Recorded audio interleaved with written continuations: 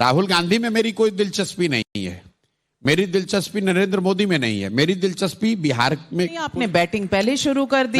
मेरा सवाल है, सेलेक्टिवली ये कह रहे हैं कि राहुल गांधी में नहीं है, हेडलाइन बनाने की कोशिश कर रहे हैं। मैं बिल्कुल, प्रशांत किशोर ने कहा कि राहुल गांधी में इंटरेस्ट नहीं है। मेरा ना राहुल गांधी में इंटरेस्ट है ना मोदी जी में इंटरेस्ट है। मेरा राज है तो सरकार जीत क्यों रही है? भाई सरकार जब पिछली बार जीत कर आई 2019 में 100 लोग जो वोट देने गए उसमें से 38 लोगों ने सरकार के पक्ष में वोट दिया, मोदी जी के पक्ष में वोट दिया, 62 लोगों ने नहीं दिया।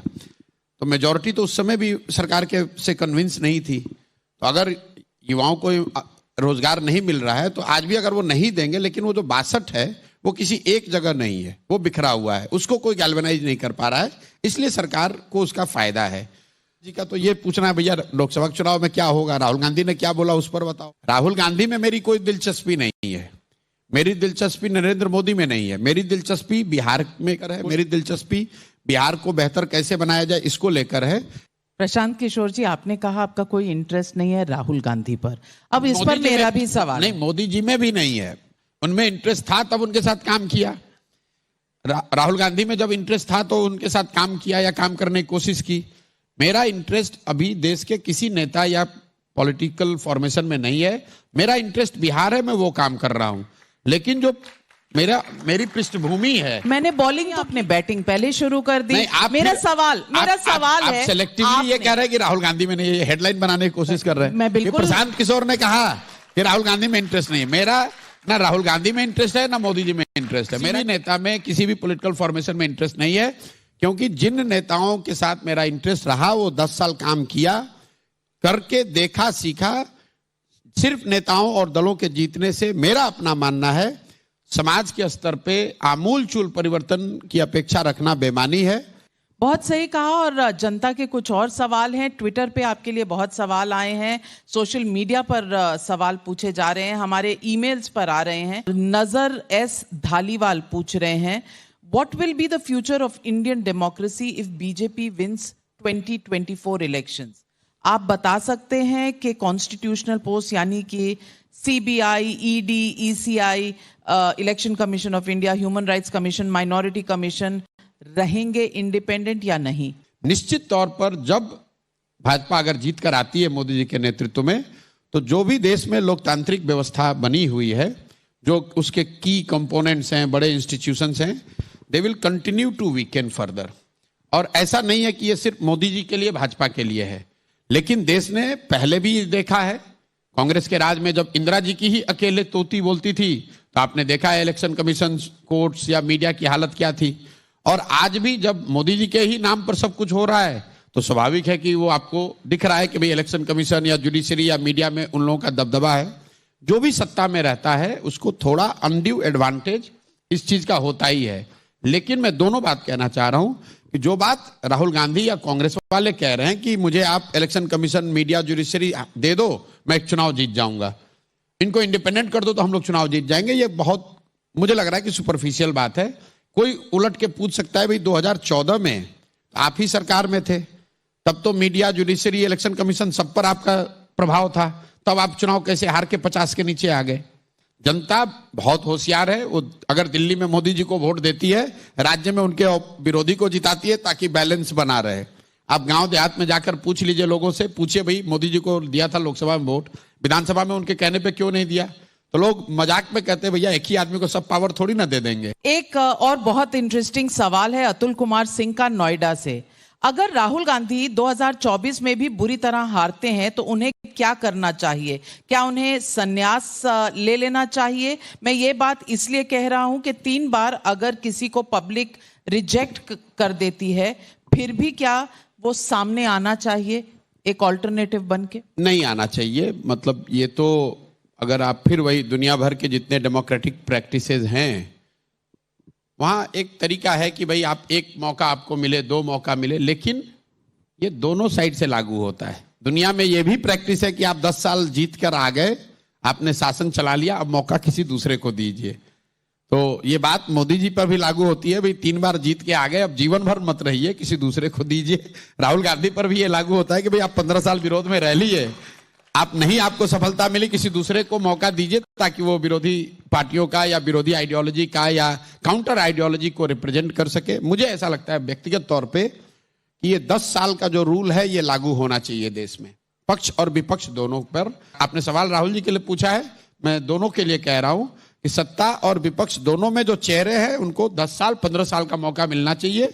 अगर 10 साल आप सत्ता में रह के नहीं कर पाए, 15 साल नहीं कर पाए, तो अब किसी दूसरे को करने दो, या जो किया वो करने दीजिए, अब किसी दूसरे को मौका दीजिए। इसी तरह विपक्ष में भी ये होना चाहिए कि आपको एक टर्म विपक्ष में रहने का मौका मिला, 2 बार मिला, 3 बार मिला। अब देखिए 4 नाम बताती हूँ, इनमें से कौन उनको रियल चैलेंज दे सकता है for a prime ministerial role? Rahul Gandhi, Priyanka Gandhi Vadra, Mamata Banerjee, Arvind Kejriwal.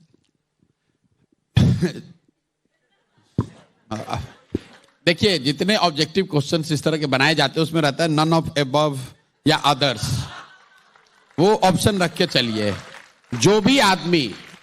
जो आदमी भी 5 साल जमीन पर उतर के मेहनत करने को तैयार हो, वो मोदी जी को बड़ी चुनौती दे सकता है। ये भ्रम मत पालिए आप लोग कि मोदी जी को कोई हरा नहीं सकता है या ये इतने पॉपुलर हैं कि कोई इनके सामने खड़ा नहीं हो सकता है।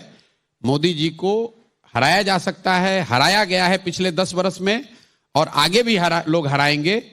आज की परिस्थिति में जो प्राइम मिनिस्टर है, जो इतने बड़े पद पे है, इतनी बड़ी बहुमत उनको है, तो ऐसा हमेशा लगता है। लोगों को ऐसा ही लगा होगा कि राजीव गांधी को कोई नहीं हरा सकता जब उनको 400 सांसद थे। भाई साहब कृष्ण जी तो नहीं उतर के आएंगे ना, इन्हीं में से चुनना पड़ेगा। अभी तो प्रेजेंट यही ऑप्शन। ठीक बात है। मान लीजिए कि यही डिबेट हम लोग 1977 में कर रहे होते तो कोई ज्ञानी आदमी ये बता सकता था कि जेपी 77 साल के कोई एक आदमी है जो कि इंदिरा गांधी को चुनौती दे देंगे। अगर ये डिबेट हम लोग, यही बहस हम लोग 1987 में कर रहे होते तो कोई बता सकता था कि राजीव गांधी के कैबिनेट में एक बीपी सिंह है जो कि राजीव गांधी को हरा देंगे। ये बातें आप रेट्रोस्पेक्ट से बताते हैं कि जेपी ने हरा दिया। कांग्रेस की जब अपनी तूती बोलती थी तो पूरे देश में 4000 से ज्यादा विधानसभा है। वो जमाना भी मैं आपको बता रहा हूं, 4000 में 2500 से 2700 विधायक कांग्रेस के होते थे। आज भाजपा के बहुत अच्छे जब टाइम होते हैं तो 1600-1700 विधायक होते हैं। और आप लोग ऐसे बता रहे हैं जैसे लग रहा है कि इनसे बड़ा कोई लीडर ना कभी देश में पैदा हुआ ना आगे कोई पैदा होगा। जो सत्ता पर बैठता है वो ऐसा ही लगता है।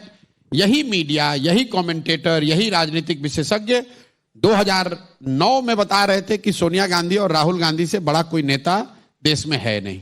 आज वो बता रहा है कि मोदी। ऐसा है नहीं, सामान्य पब्लिक इस तरीके से नहीं देखती है।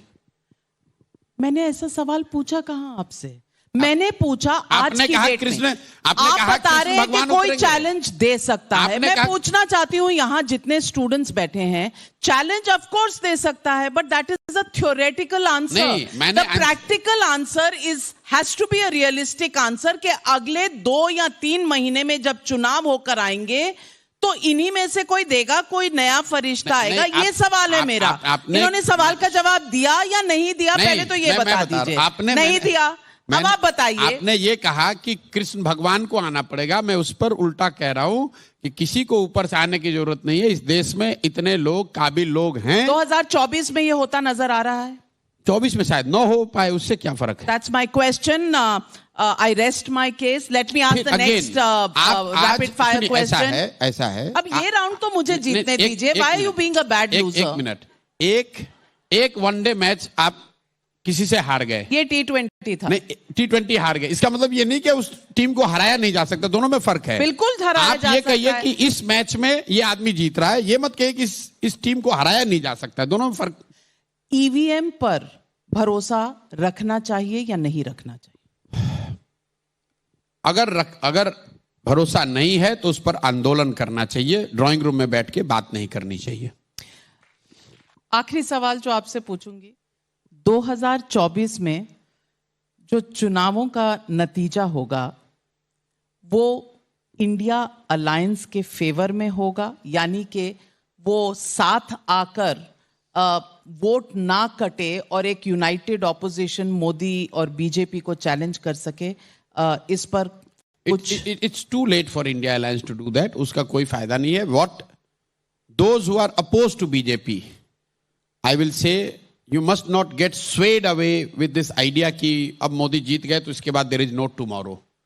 I think whoever are the key stakeholder, they should fight 2024 with all the might they have, but they must equally be determined to fight beyond 2024, both in parliament and on the streets. BJP ये करना चाहेगी कि अगर हम जीत रहे हैं तो इसके बाद there is no tomorrow. ऐसा नहीं है कि अगर कल मोदी जी जीत जाएंगे तो देश की समस्याएं खत्म हो जाएंगी ओवरनाइट. समझ नहीं आ रहा ऐसा आप नहीं कहना है. क्या चाह रहे हैं? कहना ये चाह रहे हैं कि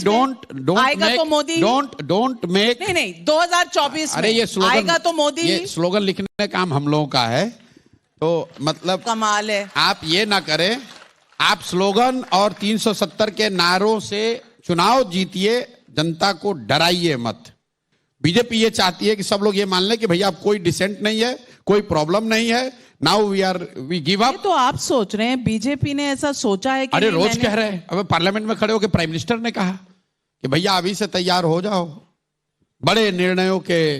तो बड़े निर्णय डजंट मीन कि डिसेंट मार दिया जाएगा. आप क्या लेफ्ट ऑफ सेंटर आपने मोदी का चुनाव लड़ा था, प्लान किया था 2014 में, और आज आप कह रहे हैं. लेकिन हम लोगों ने ये नहीं कहा था कि बड़े निर्णयों के लिए तैयार हो जाओ.